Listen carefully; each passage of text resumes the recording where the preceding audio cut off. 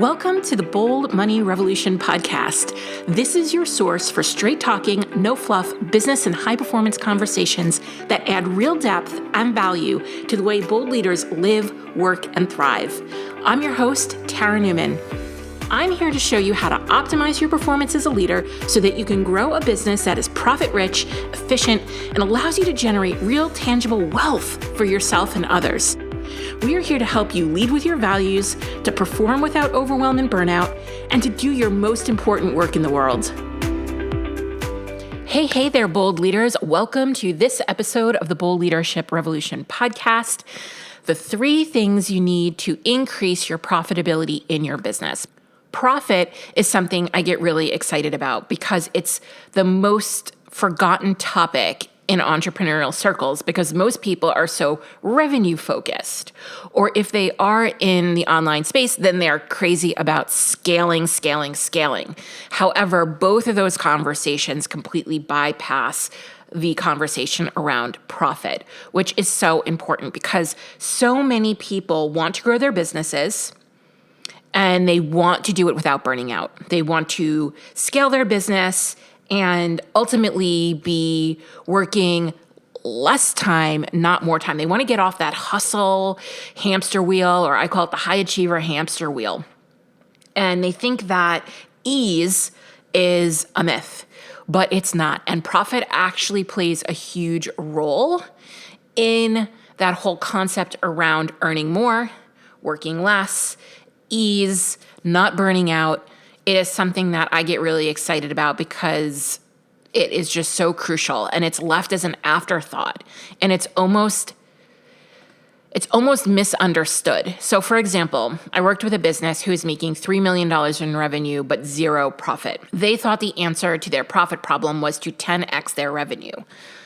Essentially, more work would equal more revenue and more revenue would equal more profit. And that was not true. Or the business that I worked with where we cut out an entire revenue stream. They made less revenue, but increased their profit.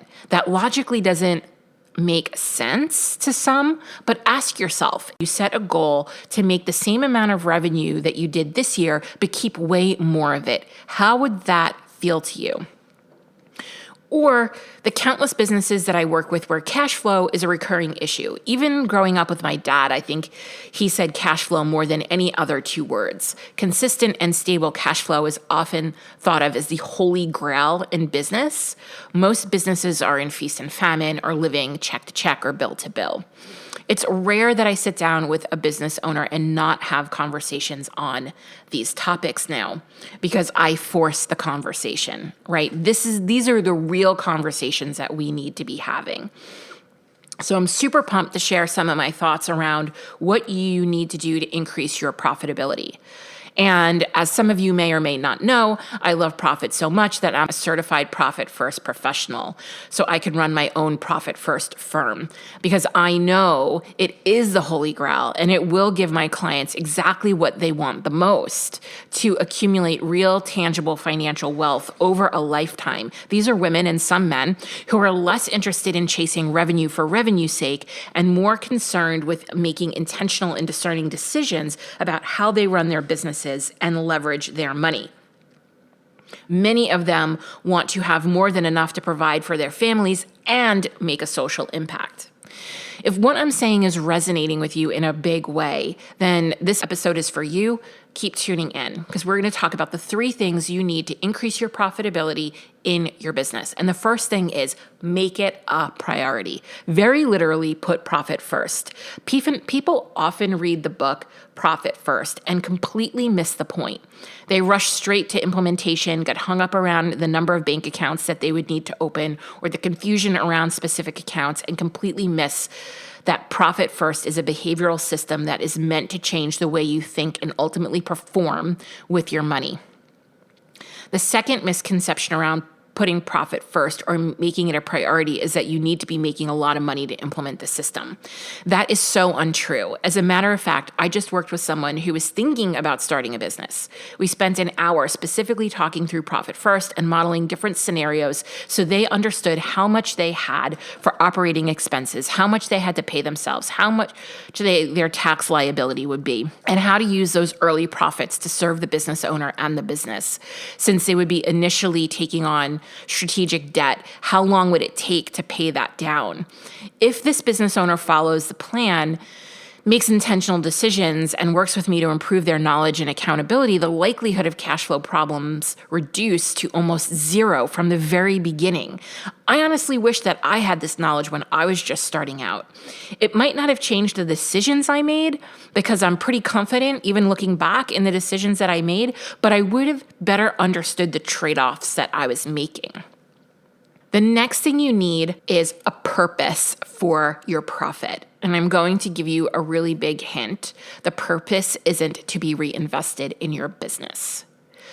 For business owners, I know some people's head just snapped back because when I heard Mike Michalowicz talking about this, I was like, but Mike, what do you mean? What do you mean the profit isn't to be reinvested in the business? For business owners, finding a purpose for their profit can be really tricky. And in today's day and age, it can be wildly impacted by the noise of social media and what the business owner on the Instagram page next to them is doing with their profit. We hear a lot of woo-woo money mindset people talking about, money needs to have a purpose. And I think that somehow gets translated into buy more stuff. But that is not actually the purpose for all of your profit, maybe some of it. I'm coming off as sounding really financially conservative, and I am, but I also like nice things, and that's okay. Additionally, continuing to reinvest the profit in your business and not into you, the business owner, becomes a slippery slope that continues to allow you to not pay yourself well, not reward yourself for the hard work that you do put into your business. So that's why we talk about not reinvesting all of the profit, right? That profit is meant to go and fuel your life and all the things that you want to do with this big, glorious life. It's there to fuel your legacy, and that doesn't always mean investing more into your business. Now, some profit gets reinvested into your business, or maybe you just plan your expenses better and plan ahead of time for the investments that you need to make so you're not constantly stealing from your profit and that you get to keep your profit for yourself. So money needs a purpose. And like I mentioned, we often see that there is, a spectrum where there are the die-hard reinvest in the business peeps on one side and the spending spree people on the other side. And like most things, we can apply both and. We want to find ways to invest in the business, and we want to find ways that we can really thrive in our lives. So it's important to know why you want to profit. What purpose does your profit serve in your life? Why is it important to you to have more than enough money instead of getting by living check to check? Now, the third and last thing I want you to think about are systems and tools. Over the years, I have developed a unique set of tools to help my clients create their own unique way of making profit a deeply ingrained behavior. We set it up from the beginning to focus on thriving and to redirect the brain from survival mode thinking that paralyzes most small business owners.